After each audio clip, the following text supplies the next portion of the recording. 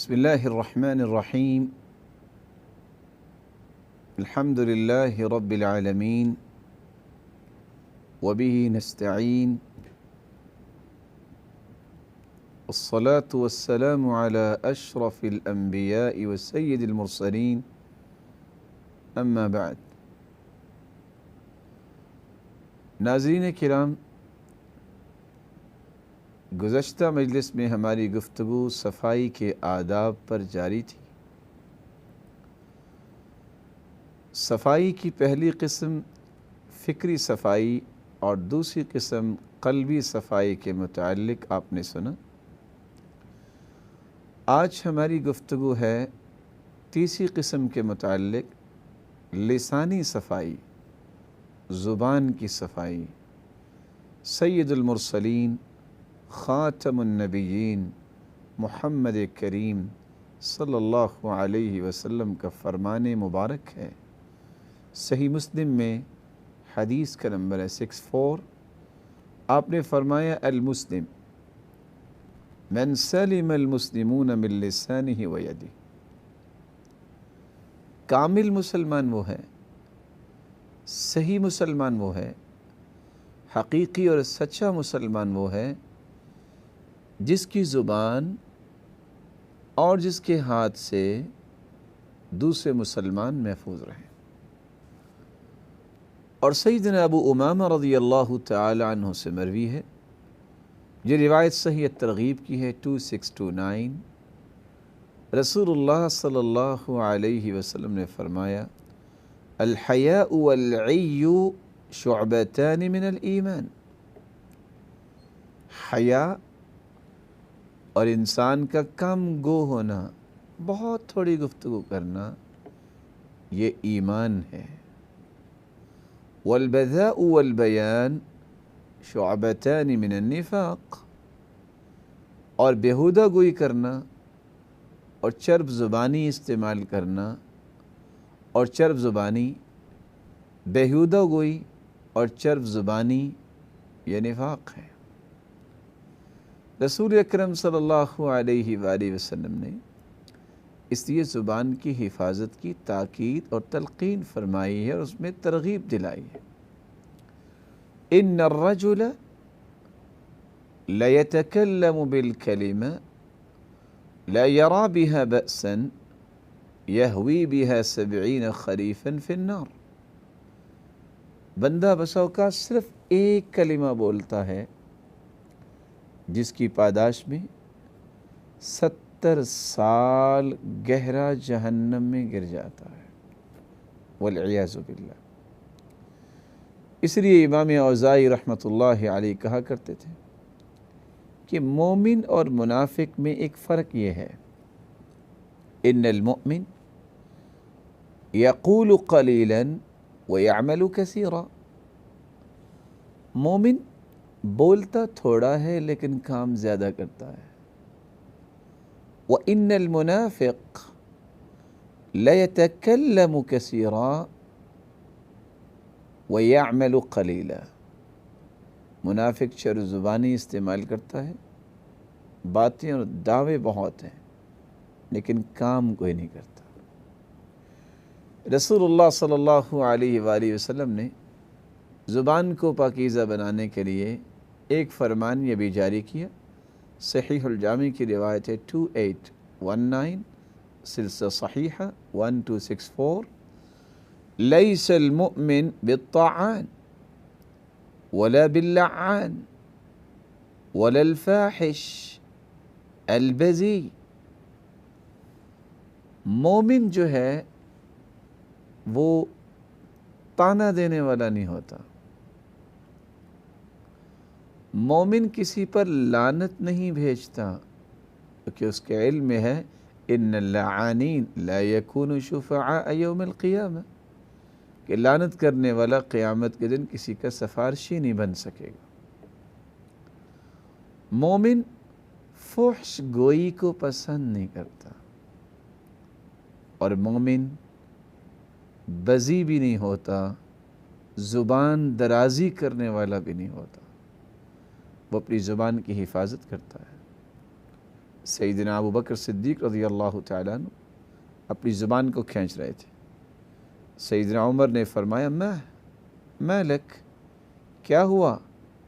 تو انہوں نے جواب دیا ان ھذا الذی اوردنی الموارد، یہ زبان ہی ہے جو مجھے پھنسائے گی، میں اس کو ادب سکھا رہا ہوں۔ صفائی اور پاکیزگی کی چوتھی قسم عمل کی طہارت، عمل کی پاکیزگی، عمل کی صفائی۔ کوئی بھی عمل پاکیزہ، صاف ستھرا، طہارت والا نہیں ہو سکتا جب تک اخلاص کے بعد وہ سنت کے مطابق نہ ہو۔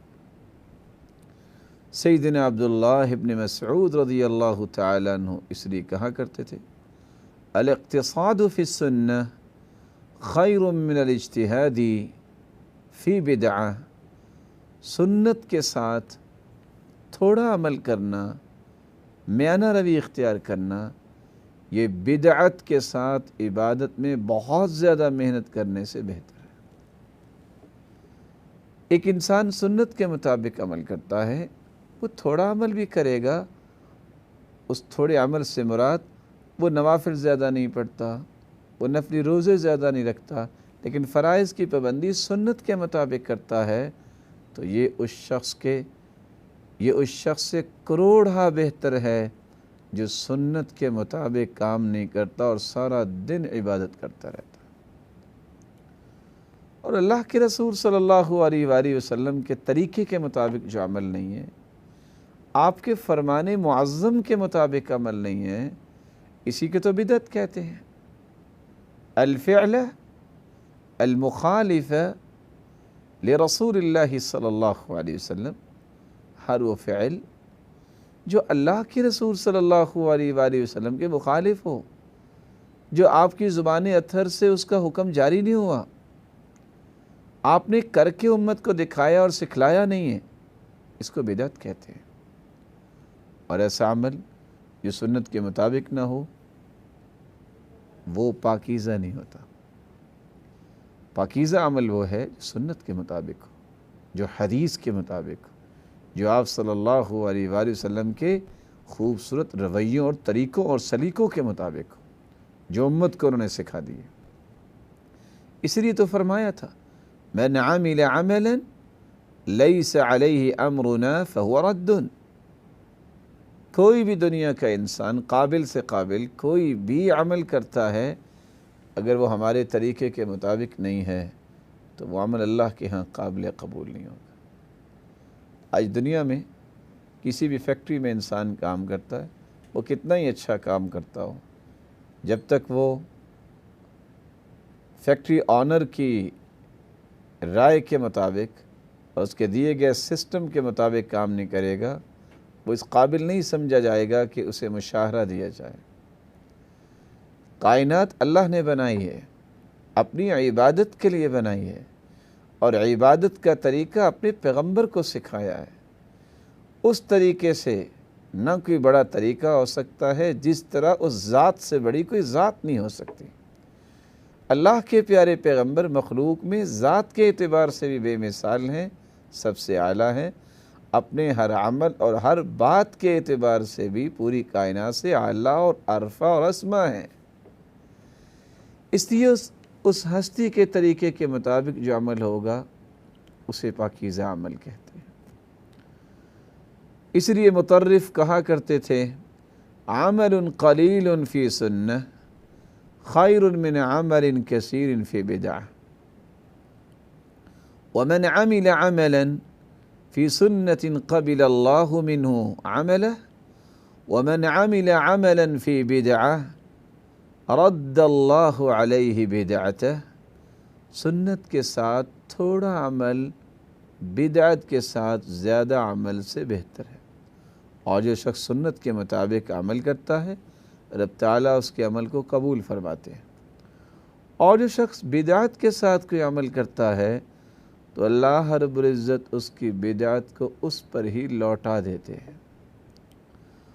اور ایوب السختیانی رحمہ اللہ تعالی کہا کرتے تھے ما ازداد صاحب بدعہ اجتہادا الا ازداد من اللہ بعدا، بدعتی جتنی بھی کوشش کرتا ہے اتنا ہی وہ اللہ سے دور ہو جاتا ہے۔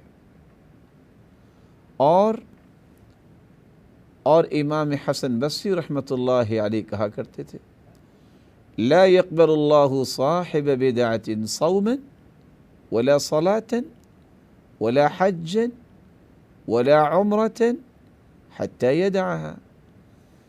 بدعتی انسان کا حج، عمرہ اور اس کی نماز اور اس کا روزہ اس وقت تک قبول نہیں ہوتا جب تک وہ بدعت کو چھوڑ نہیں دیتا۔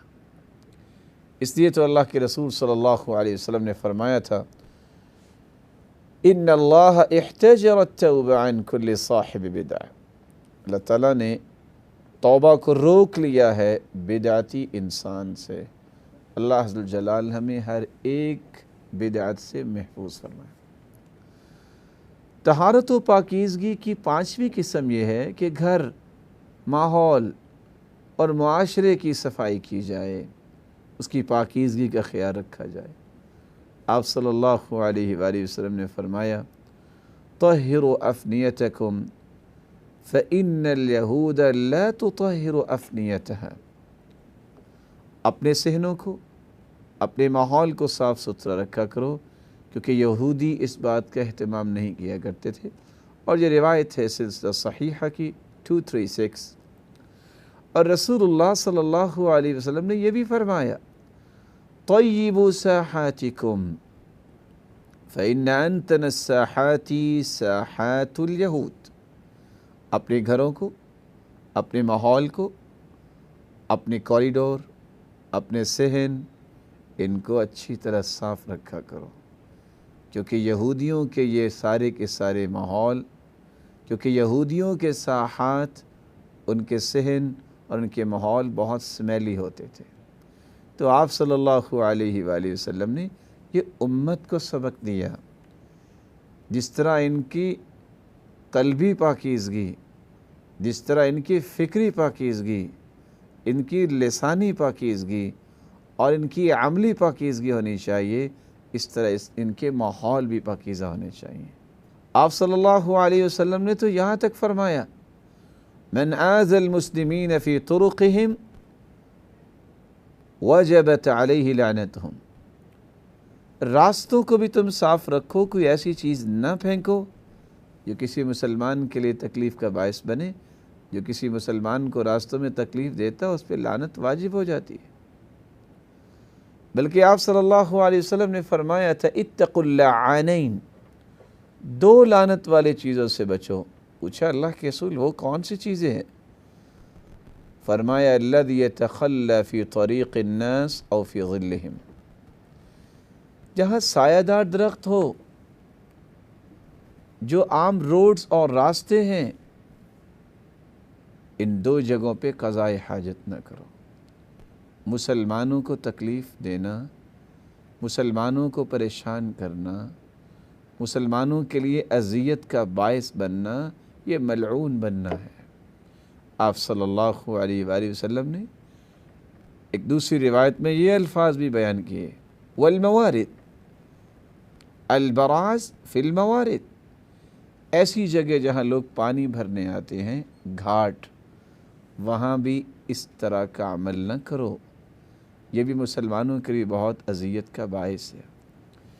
اور آپ صلی اللہ علیہ وآلہ وسلم نے تو امت کو رغبت دلانے کے لیے یہ بات سنائی جو صحیح مسلم کی روایت ہے 553 اور صحیح ترغیب کی روایت ہے 2967۔ آپ صلی اللہ علیہ وسلم نے فرمایا عرضت علی اعمال امتی حسنها وسیئها، میری امت کے اچھے اور برے اعمال مجھ پہ پیش کیے گئے۔ فوجدت فی محاسن اعمالها الاذى یماط عن الطریق، میری امت کے اچھے اعمال میں سے یہ تھا کہ راستوں سے تکلیف دہ چیزوں کو دور کرنا۔ ووجدت فی مساوی اعمالها النخاعة تکون فی المسجد لا تدفن، اور امت کے برے اعمال میں سے یہ عمل ہے کہ کوئی مسجد میں تھوک دے یا ریزش گرائے اور اسے پھر دفنائے نہیں، اسے چھپائے نہیں۔ رسول اللہ صلی اللہ علیہ وآلہ وسلم نے تو کتنی بڑی خوشخبری سنائی جو راستوں سے تکلیفوں کو دور کرتا ہے۔ صحیح مسلم کی روایت ہے 1914، بینما رجل یمشی بطریق اذ وجد غصن شوک فأخر فشکر اللہ له وفی روایت اخرى فغفر له فأدخل الجنہ۔ ایک شخص راستے میں جا رہا تھا،